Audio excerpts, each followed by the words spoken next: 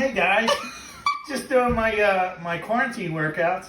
I guess it's time to learn about some X-linked chromosomes, isn't it? All right, well, let's get to it. All right, guys, here we go. Everything that we've talked about so far has dealt with our normal 23 pairs of chromosomes, right?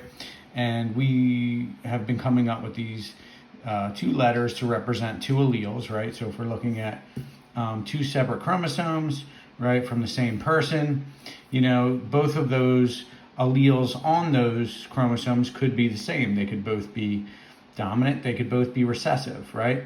But sometimes in those two chromosomes that a single person has, one of those chromosomes could have a dominant trait, and the other one could possibly have a recessive trait. So that's what we've looked at so far. However, it does get a little bit different when we talk about our X-linked genes, right? So we know that a female, right, has an X and an X, right, for their that 23rd chromosome pair, and a male has an X and a Y, right? So the way that looks when we actually look at a chromosome, sometimes a gene that is on one chromosome may not be on the other chromosome in males. So female, you're going to have two chromosomes that are exact same size, right? Both are X's, right? Both of those are exact same size.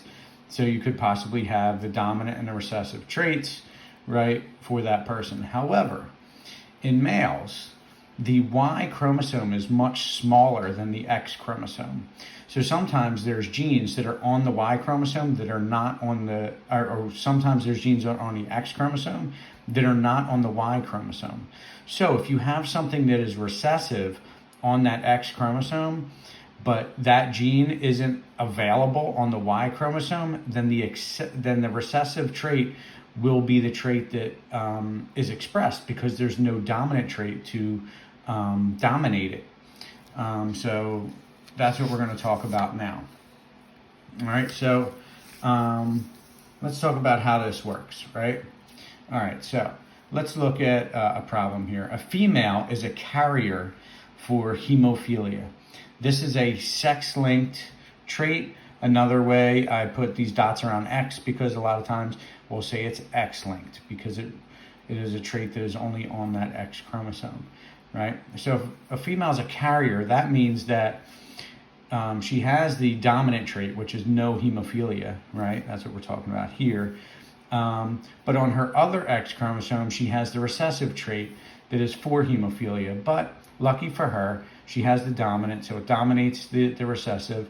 She has no signs of hemophilia. However, she does carry the trait.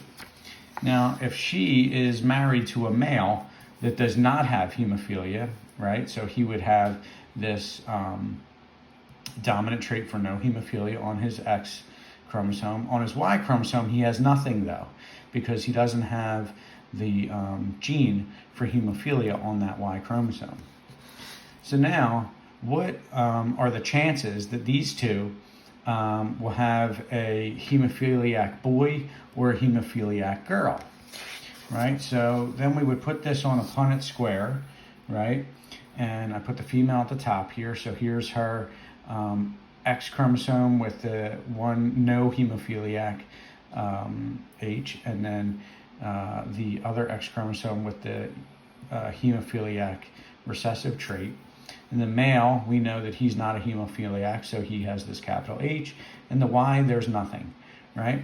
So if we look here, the one possibility for a child is to have a female that has both dominant traits. That person's not going to have hemophilia. This person, another female, is going to be a carrier, right? This male, not going to have hemophilia. However, this male, because there's this one recessive trait and nothing on here on this Y to dominate it or mask it out, this boy is going to have hemophilia, right? So let's look down the list here, right? Female, no hemophilia, not a carrier. Female, no hemophilia, but yes, she's a carrier. Male, no hemophilia.